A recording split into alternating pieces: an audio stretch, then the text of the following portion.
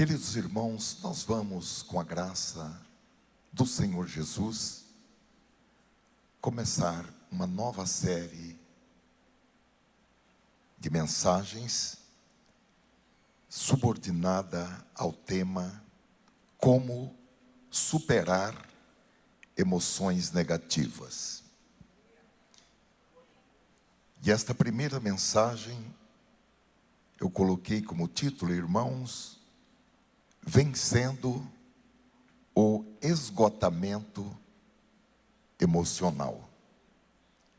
Nós vamos ler a preciosa palavra de Deus no livro dos Salmos, Salmo número 40, Salmo de Davi.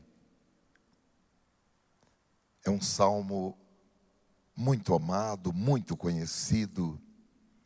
É um salmo que a maior parte dos cristãos sabem este salmo de cor, ao lado do queridíssimo Salmo 23, Salmo 40. Nós vamos ler os 3 primeiros versículos. A palavra do Senhor nos diz assim: Esperei com paciência no Senhor, e Ele se inclinou para mim e ouviu o meu clamor. Tirou-me de um lago horrível, de um charco de lodo. Pôs os meus pés sobre uma rocha. Firmou os meus passos e pôs um novo cântico na minha boca. Um hino ao nosso Deus. Muitos o verão e temerão e confiarão no Senhor. Amém. Meus queridos irmãos, neste salmo, Davi, esse queridíssimo Davi, descreve um momento de sua vida em que ele estava carregado de angústia, desespero e esgotamento emocional. A descrição que ele faz é de estar passando por uma situação humanamente irremediável. Ele diz que estava atolado em um charco de lodo. Em um charco horrível. E quanto mais ele se mexesse, mais ele encalhado ficaria. Eu fiquei pensando na situação daqueles filmes americanos que a polícia diz: tudo o que você falar vai ser usado contra você. Esta era a situação do salmista. Meus queridos irmãos, este mundo que nós vivemos é um mundo imprevisível.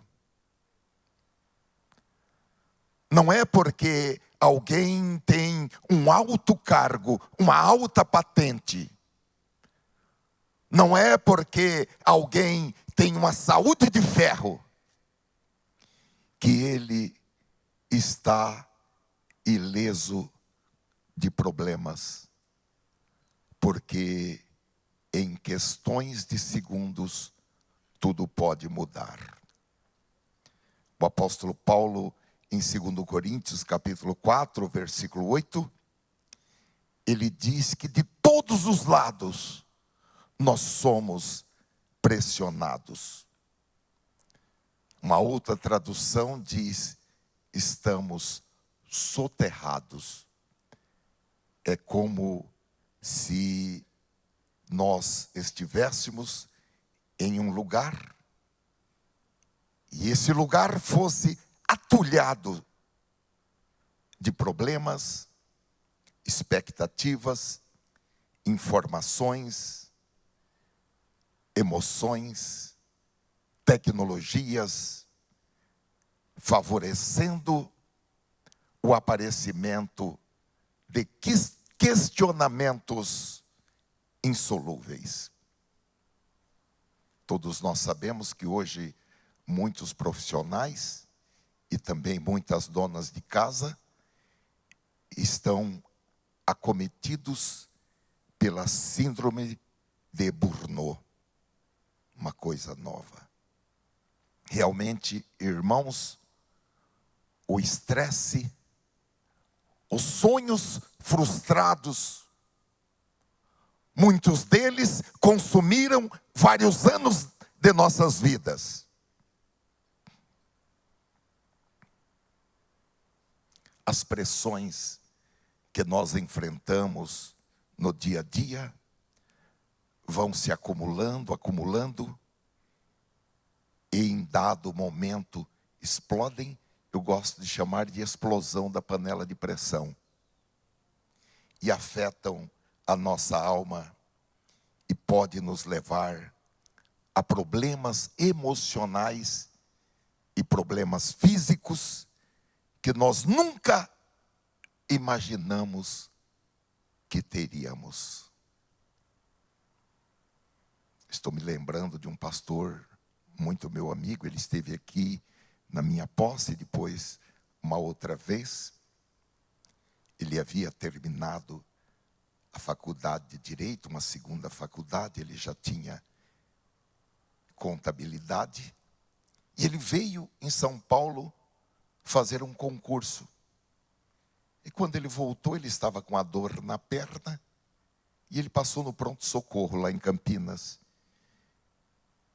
E o médico falou: bom, eu vou internar você para a gente já fazer uma bateria de exames, e amanhã, pela manhã, você sai. Irmãos, ele saiu daquele hospital, alguns meses depois, numa cadeira de rodas, com tudo paralisado da cintura para baixo.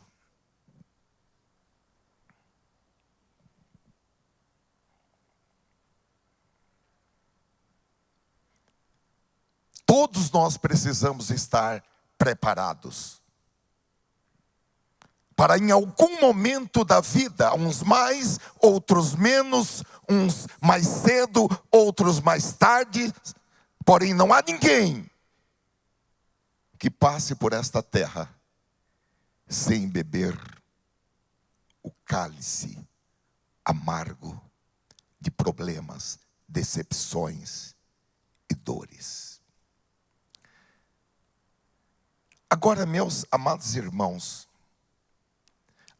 as pessoas que sofrem de esgotamento emocional, ou que estão a caminho de ter um esgotamento emocional, experimentam algo que nunca imaginaram sentir, como desânimo, falta de energia para fazer as coisas que sempre fizeram, desmotivação em relação ao trabalho.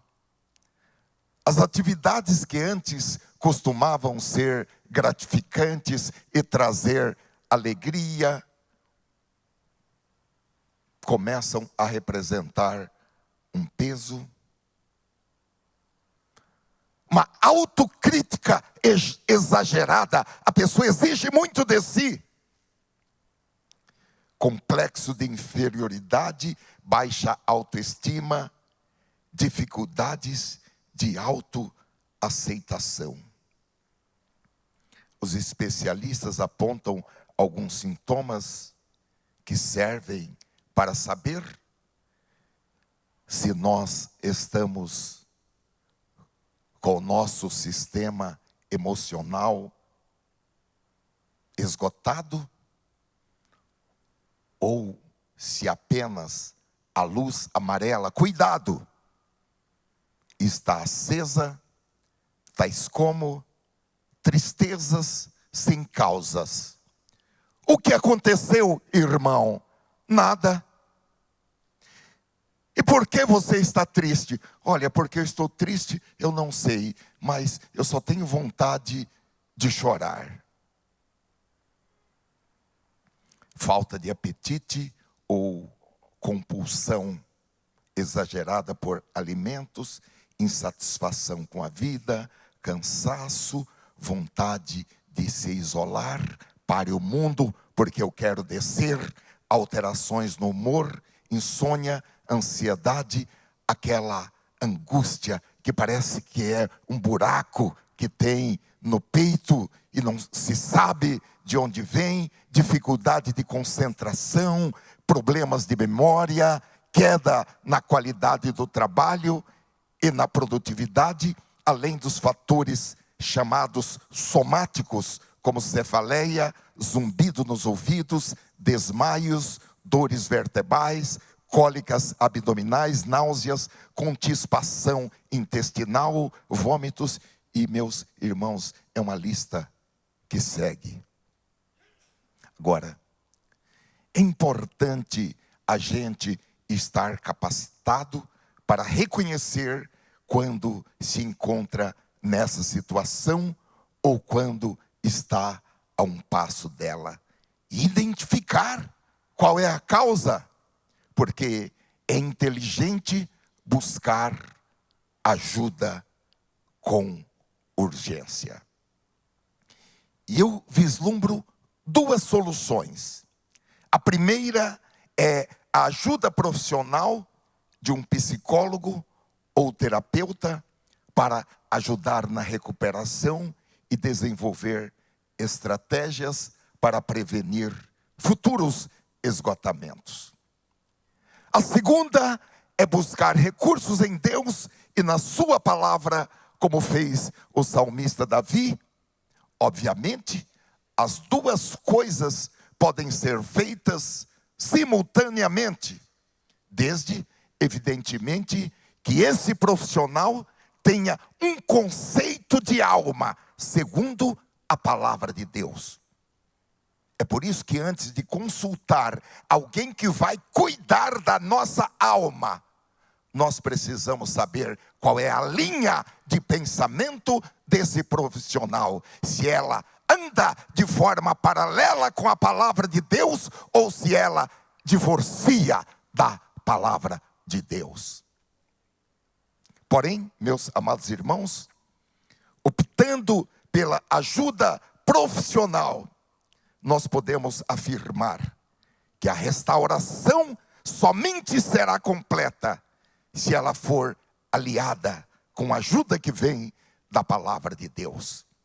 Porque em questões da alma, é preciso aplicar a palavra.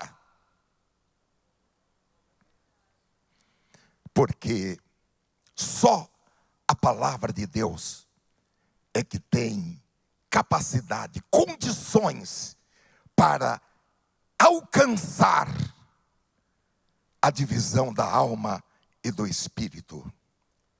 Não há química, não há terapia que alcance o ser humano de forma completa, porque somente a palavra de Deus é que vai até a divisão da alma e do espírito. Hebreus capítulo 4, versículo 12. Ela é viva e eficaz e mais penetrante do que qualquer espada de dois gumes e penetra até a divisão da alma e do espírito e das juntas e medulas e é apta para discernir os pensamentos e intenções do coração.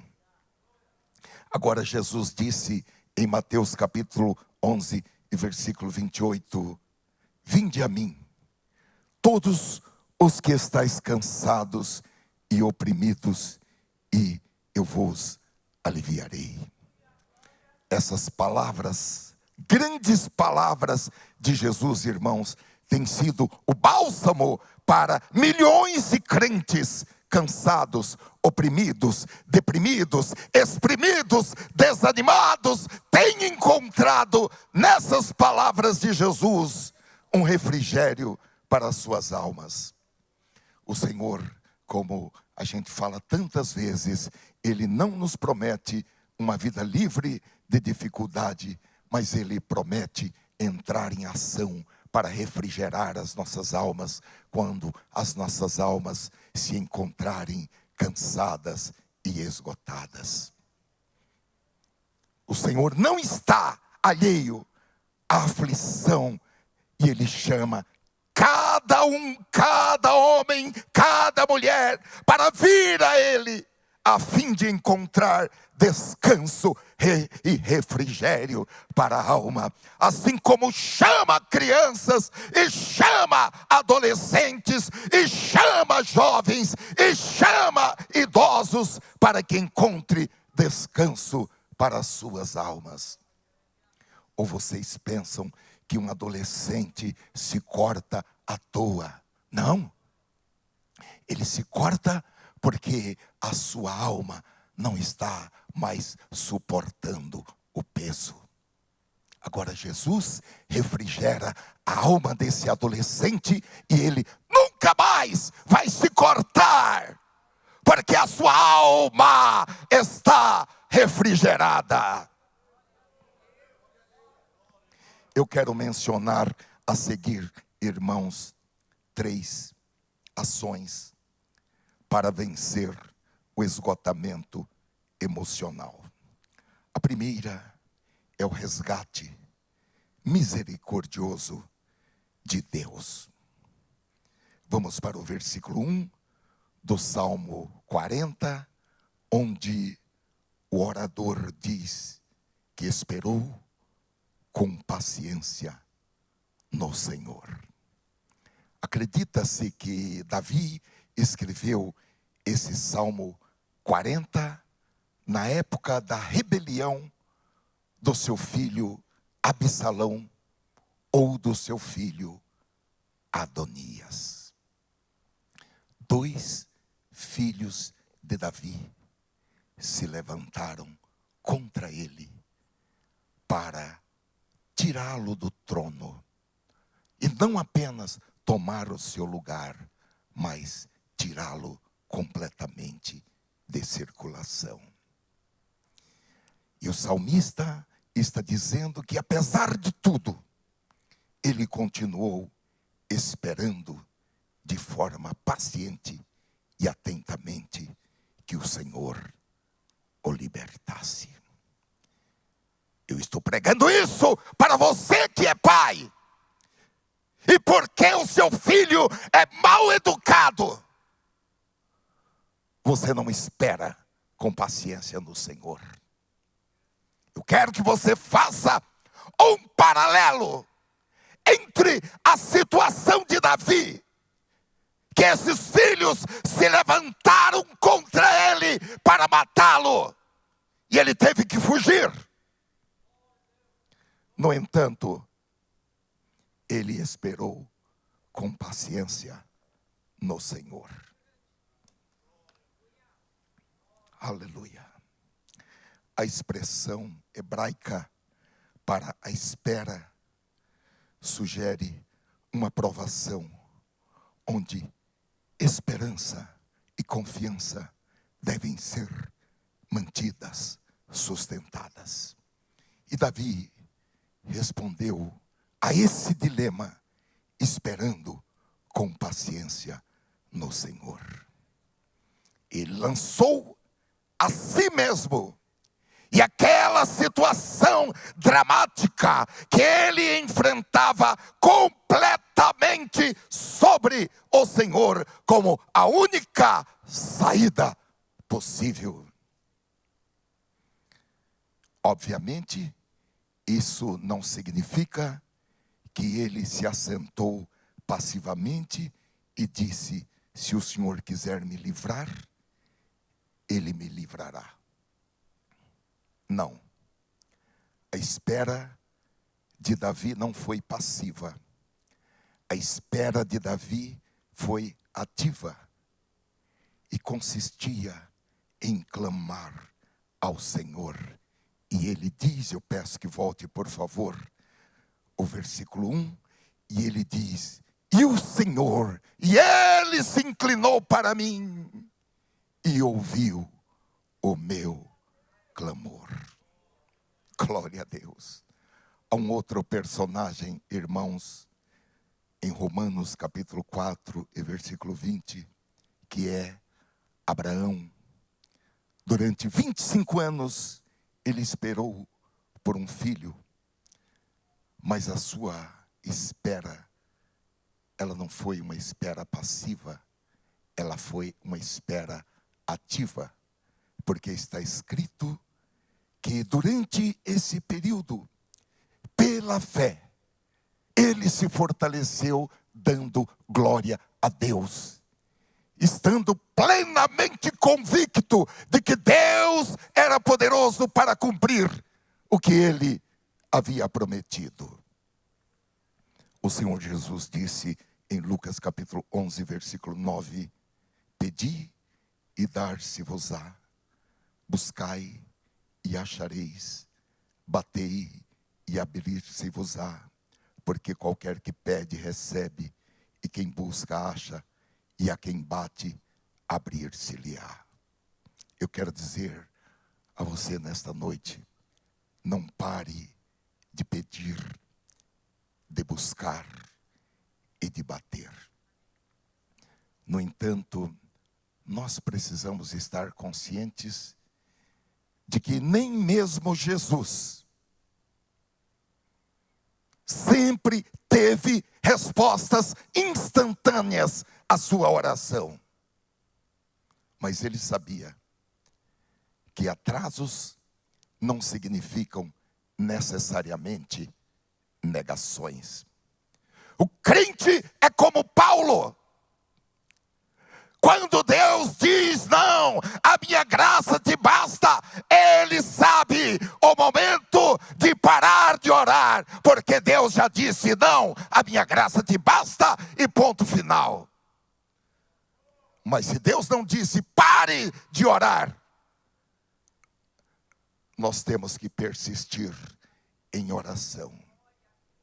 A resposta pode não ser imediata, mas a perseverança na oração se expressa como humildade, como submissão à soberana vontade de Deus, esperando com paciência no Senhor. Agora, não importa quanto tempo passe, todo aquele e aquela que esperar com paciência no Senhor, receberá, encontrará, e as portas serão abertas. Glória a Deus. Eu olhei agora para o pastor Marcos e me lembrei da nossa diaconisa, que casou com seu pai, depois que ele ficou viúvo. Tantos anos servindo na igreja e esperando no Senhor. E o Senhor preparou um casamento para ela. Ah, mas ela já tinha mais de 60 anos. É melhor casar com 60 anos com a pessoa certa do que casar com 20 anos com o ímpio. Com um Nabal. Qual o problema? Casar com 60 anos. É proibido casar com 60 anos. Onde é que está escrito que é proibido? Agora, o que a Bíblia diz é que é proibido casar com ímpio. Isso daí está escrito na Bíblia.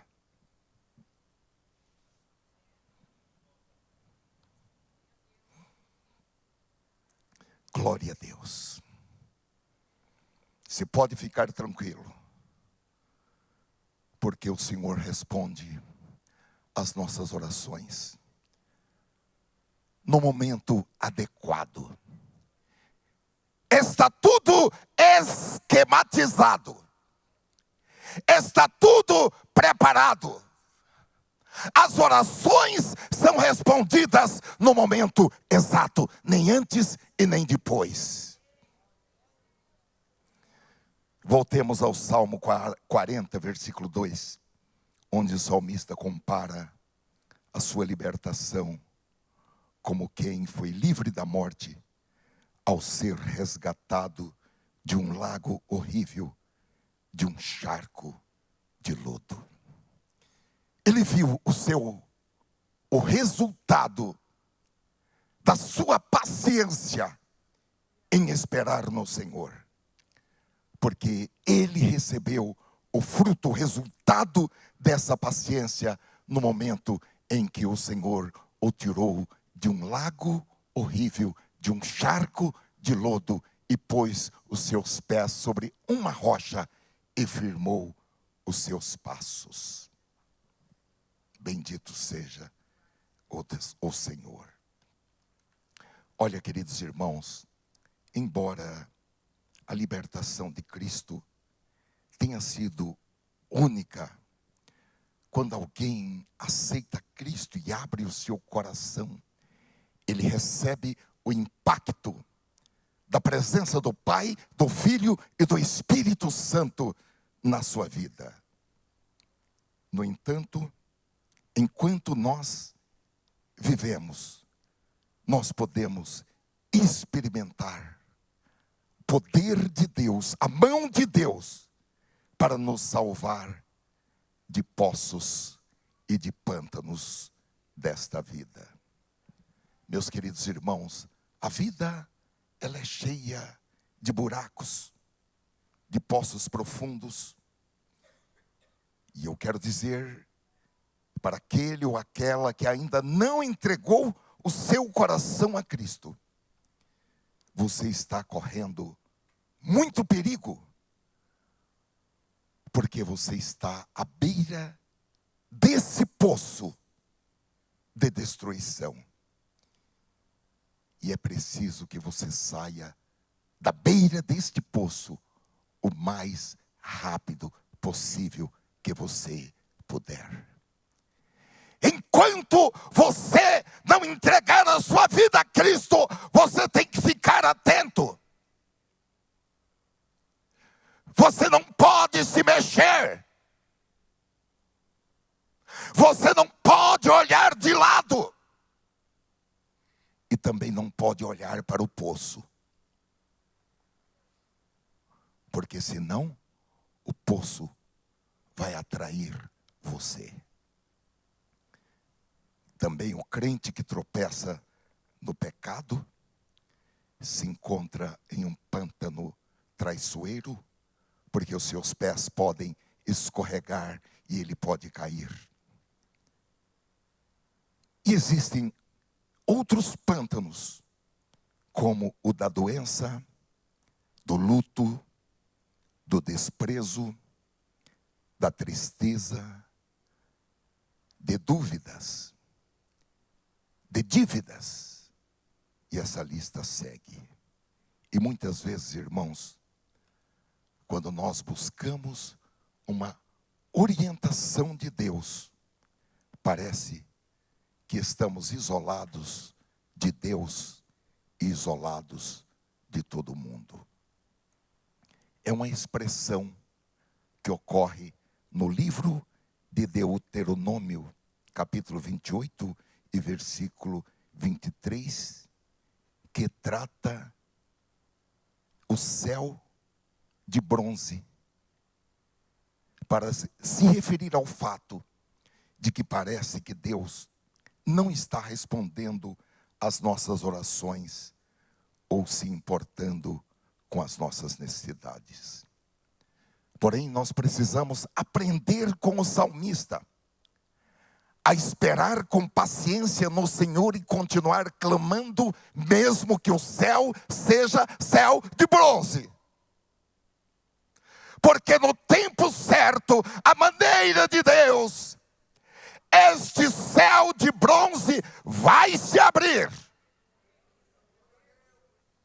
E o socorro será enviado. O socorro virá ao seu encontro e vai tirar você da cova, vai colocar os seus pés sobre a rocha e vai firmar os seus passos. E o versículo 3 diz que Deus fez mais ainda. Fez e faz. Este versículo está dizendo que Ele coloca um novo cântico na nossa boca. Glória a Deus. Um hino ao nosso Deus. Interessante que Deus é a fonte do louvor. E Ele é ao mesmo tempo o objeto do louvor. Porque é um hino ao nosso Deus. A certeza, a convicção de que a mão de Deus é que operara, é que havia operado aquela libertação, foi suficiente para que surgisse uma nova canção na boca do salmista. O salmista não acreditou aquele êxito, alguma estratégia militar, ou algum histórico de treinamento do seu exército. O salmista tinha convicção de que foi a mão de Deus que havia operado. Glória a Deus. O novo cântico é um louvor ao nosso Deus. Não necessariamente uma nova composição, porque a novidade está centrada não na nova letra e nova música, mas está centrada na novidade daquilo que Deus fez.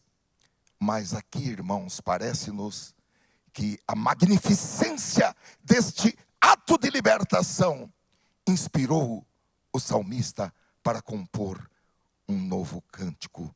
E agora, em vez de se lamentar, ele canta uma nova canção de louvor ao nosso Deus. Meus queridos irmãos, no caso de esgotamento emocional, a solução não é uma introspecção prolongada. É preciso tirar os olhos de si mesmo. Eu sou um coitadinho, eu sou uma vítima, eu nunca tive uma oportunidade, outros têm, mas eu não tenho. Tirar os olhos de si mesmo e colocá-los em Deus. E aqui o salmista diz que a nossa libertação resulta não apenas em louvor a Deus, mas também em testemunho para os outros. Eu peço a fineza de voltar o versículo 3, ele diz, muitos na parte final, muitos o verão e temerão e confiarão no Senhor.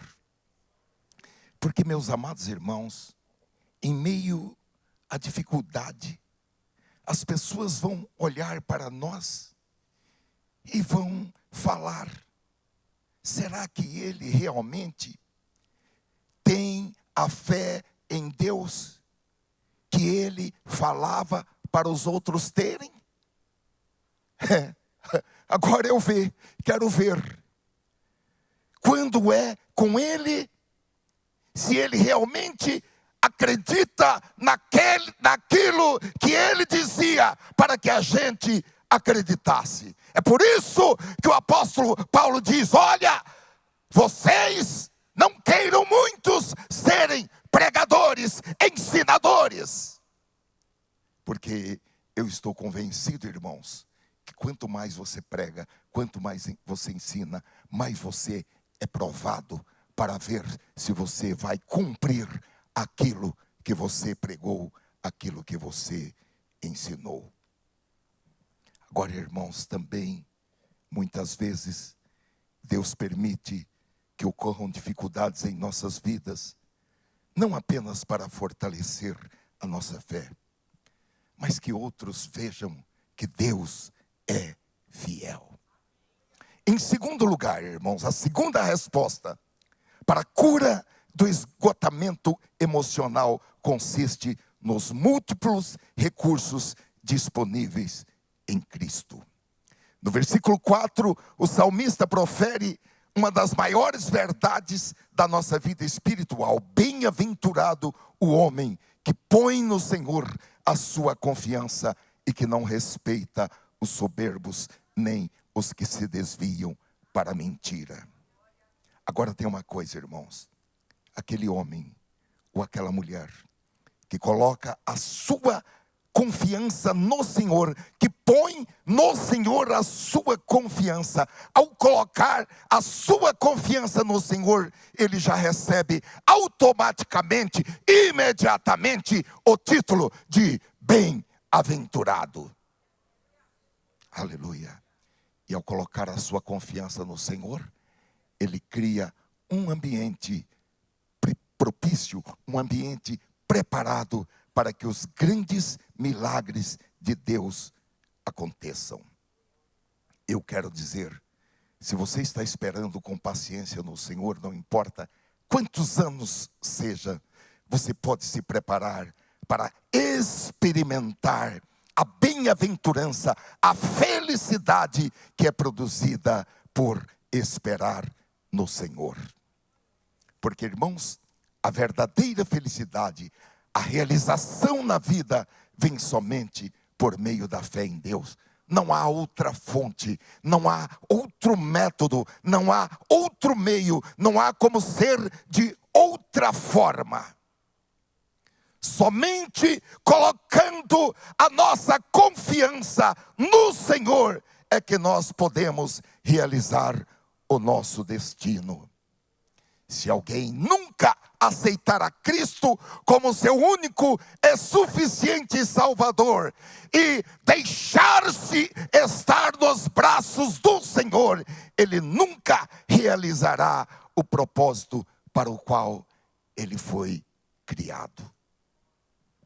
E aqui o salmista, eu achei isto fantástico, porque ele nos mostra que a pessoa abençoada não apenas se volta para Deus, mas ela também se afasta de pessoas orgulhosas, de pessoas que seguem falsos deuses. O homem que coloca a sua confiança no Senhor, ele não respeita os soberbos. Ele não respeita os que se desviam para a mentira.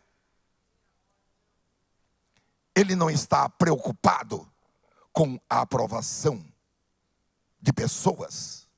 Ele não está preocupado com a opinião de pessoas. Ele se recusa a estar na companhia daqueles que adoram santuário em santuários idólatras. A psicologia moderna diz que você sabe se fez um bom trabalho quando você recebe o aplauso, o respeito das pessoas, os cliques das pessoas naquele coraçãozinho. Porém, irmãos, pela palavra de Deus e pela experiência de vida que todos nós temos, nós sabemos que muitas vezes é difícil fazer o certo. E o certo nem sempre é louvado pelas pessoas. Nós vivemos aqueles dias que a Bíblia diz que as pessoas dizem bem ao mal e mal ao bem. Agora, quero dizer para os irmãos, ao invés, queridos irmãos, de buscarmos o reconhecimento das pessoas, o elogio das pessoas, a nossa parte é glorificar a Deus em todas as nossas iniciativas, em todos os nossos empreendimentos, quer comamos, bebamos ou façamos qualquer outra coisa. Agora, nós precisamos estar psicologicamente preparados e espiritualmente preparados, para que depois de muitos esforços, não haja sequer um muito obrigado. Pelo contrário, o pagamento seja rejeição e críticas. Agora eu vou dizer uma coisa para os irmãos. O que importa é Deus dizer: muito bem, servo bom e fiel. Você fez um bom trabalho. É isso o que nós precisamos. A opinião de outros que se lixe.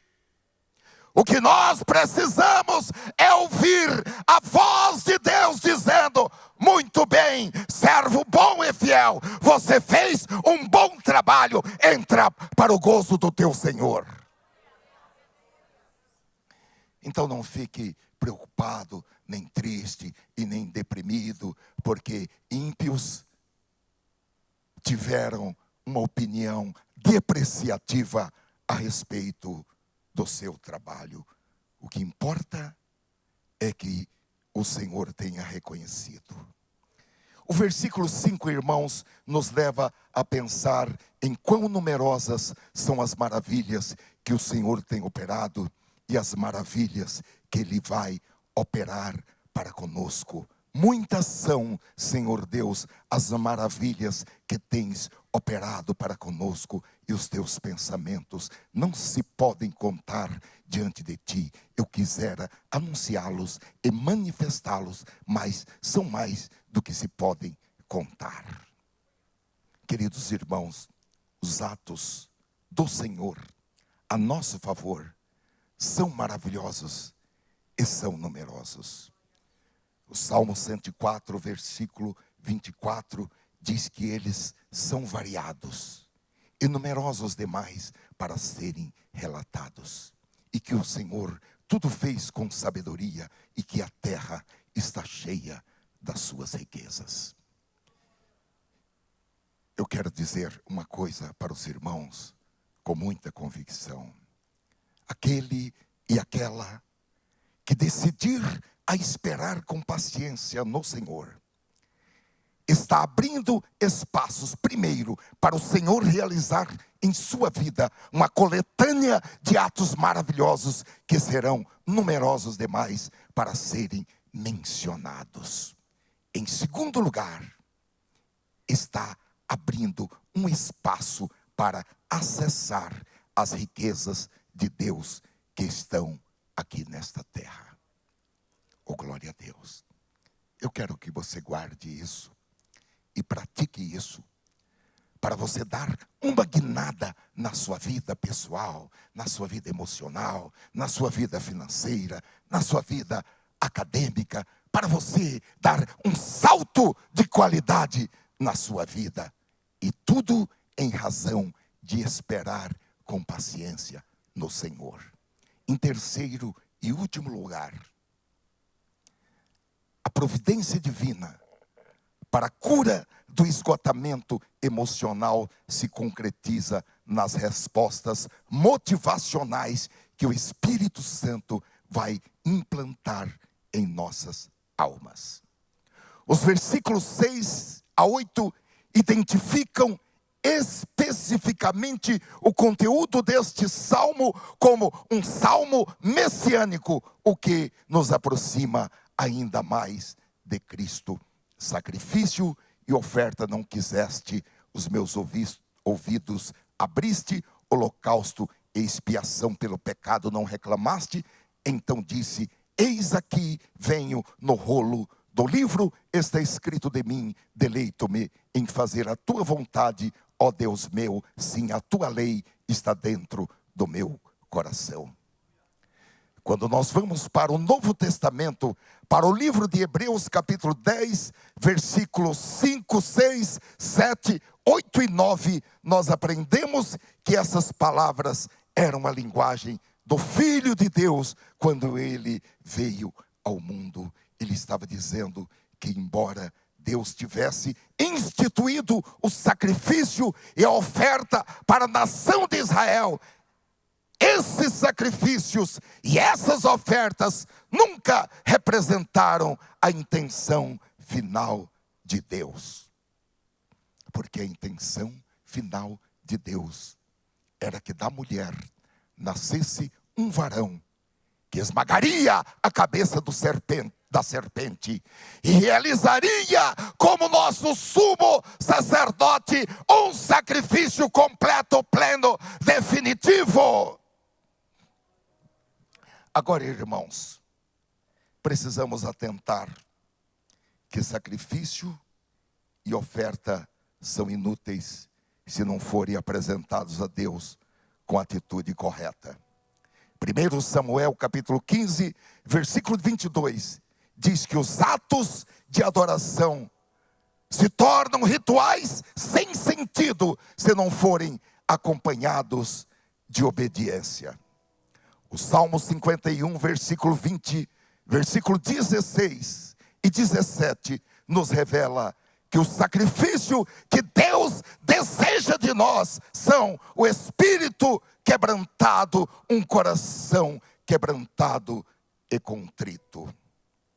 Por eu quero, em nome do Senhor Jesus, que os irmãos entendam algo nesta noite, porque Deus diz em Ezequiel capítulo 36, versículo 26, que Ele vai realizar um implante de um novo coração e um transplante do seu espírito. Darei a vocês um coração novo, implante, e porei um espírito novo em vocês, transplante. Tirarei de vocês o coração de pedra, e em troca darei um coração de carne. Porei o meu espírito em vocês, e os levarei a agir segundo os meus decretos, e a obedecer fielmente as minhas leis. Quero que os irmãos entendam isso nesta noite. O esgotamento emocional, irmãos, gira em torno de conceitos equivocados. Algum deles diz respeito de que nós sozinhos podemos mudar o mundo. O Senhor Jesus sabia que nem todos aqueles que ouvissem as suas palavras ou que vissem as suas obras acreditariam e seguiriam a sua palavra. Então, o Senhor Jesus se concentrou em agradar ao Pai. Meus queridos irmãos, viver as nossas vidas de acordo com as expectativas humanas vai resultar em uma demanda interminável, vai resultar em uma pressão insuportável, vai resultar em algo que vai exigir mais do que nós somos capazes para fazer. Agora, Cristo obedeceu à vontade do Pai.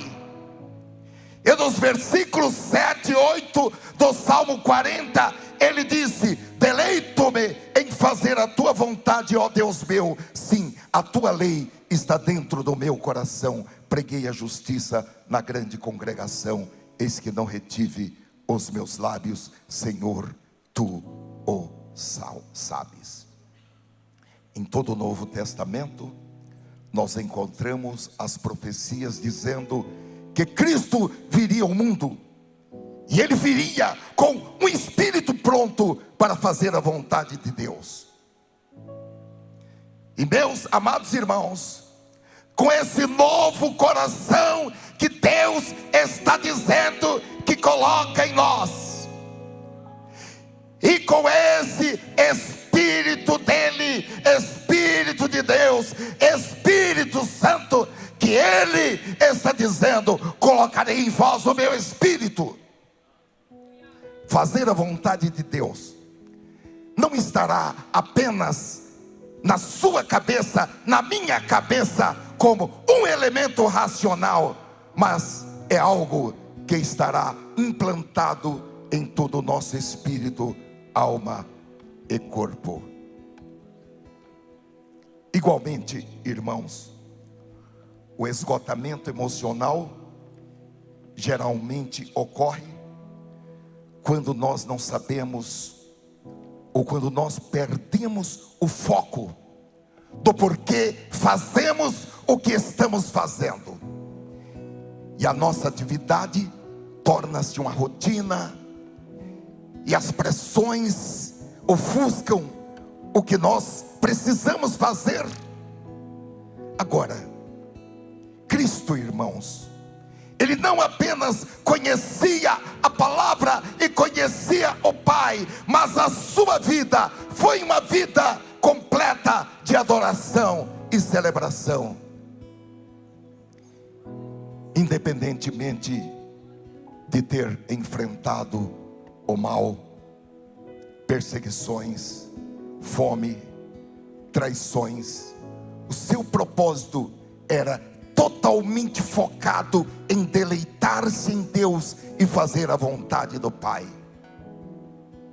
E eu quero dizer aos irmãos, esse novo coração dado por Deus, e o Espírito que Deus coloca em nós, nos habilita a viver uma vida deleitando-se em fazer a vontade de Deus. Você não vai se esforçar para fazer a vontade de Deus, porque dentro de você há um motor, há um funcionamento de um novo coração, é do Espírito Santo que leva você automaticamente a querer fazer a vontade de Deus. Por fim, irmãos, os versículos 9 e 10 descrevem o ministério terreno de Cristo. Preguei a justiça na grande congregação. Eis que não retive os meus lábios, Senhor, Tu o sabes. Não escondi a Tua justiça dentro do meu coração. Apregoei a Tua fidelidade e a Tua salvação. Não escondi da grande congregação a Tua benignidade e a Tua verdade. Eu quero dizer aos irmãos nesta noite, por revelação do Espírito Santo, pode até parar um pouquinho aí, que eu quero que todos estejam ouvindo e gravando o que eu vou falar.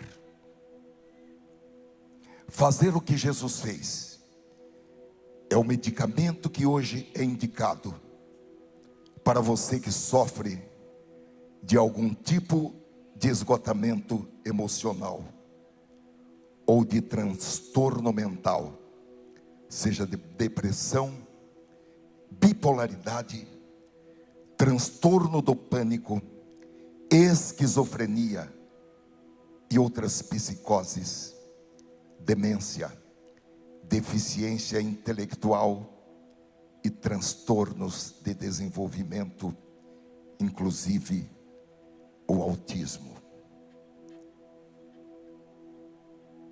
Eu estou pregando esta mensagem com dedicação, com estudo, com revelação, mas também com autoridade espiritual.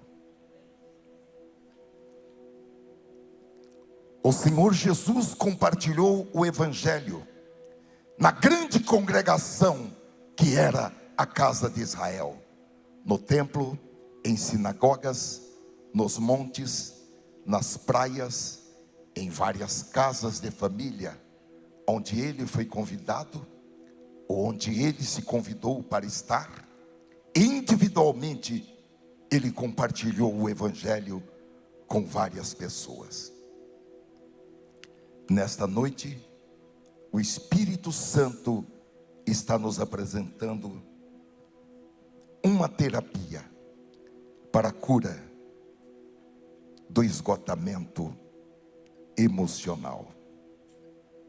A terapia da evangelização. Podemos chamar também de evangelioterapia. Eu peço que coloque o meu quadro, por favor. Evangelioterapia, ou terapia da evangelização. Tem uma receita aí. Primeiro, indicada para a prevenção e cura de esgotamento emocional. Pode ser feita por crianças, adolescentes, jovens, adultos e idosos. A dosagem mínima é de 1 vez por dia. Não há problemas de contraindicação, nem de superdosagem. E para ação mais eficaz, recomenda-se interação com leitura da Bíblia, oração e jejum. Amém. Ó Senhor, segundo a revelação do Espírito Santo, eu entreguei, Senhor, esta palavra. Eu quero pedir, Senhor, que sejamos ajudados pelo Espírito Santo, para que esta palavra, assim como foi revelada para mim, seja revelada para os meus irmãos e irmãs, notadamente para aqueles que estão presos a tratamentos da alma, notadamente, Senhor, para aqueles que estão também a um passo do declínio mental. Eu peço, Senhor, pela cura desses irmãos, mediante a aplicação da Tua palavra, assim como tantas vezes o Senhor tem feito ao longo desses anos. E eu te louvo, porque não tenho méritos ou credenciais próprias para tal, mas tenho sido beneficiário da Tua graça e da Tua misericórdia. Mesmo, Senhor, com fraquezas e debilidades, mesmo, Senhor, com tanta incompetência, mas a Tua palavra, tal qual me tem sido entregue, mesmo com limitações, eu tenho procurado ser fiel. E eu quero pedir, Senhor, pelo cumprimento desta palavra, na vida de irmãos aqui presentes, de outros que estão à distância, e de outros ainda, que acessarão esta palavra, e a receberão, como uma profecia da Tua parte. Obrigado por nos amar assim. Obrigado, Senhor, por cuidar de nós. Obrigado por providenciar cura e libertação. E nós trabalharemos em cooperação com o Senhor. Em nome de Jesus Cristo. Levante a sua mão comigo e diga graças a Deus. Aleluia. Glória a Deus.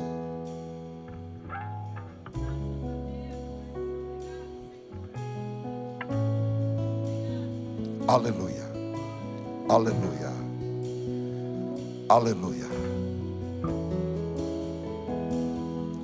Glória a Deus. Fiquemos de pé, irmãos, por favor.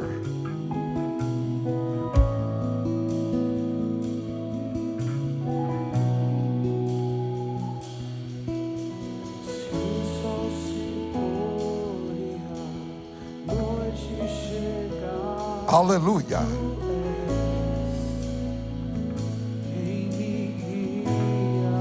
Oh, glória a Deus nas alturas.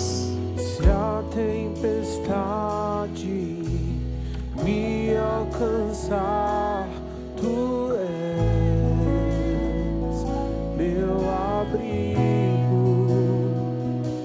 Se o mar me submergir, a Tua mão me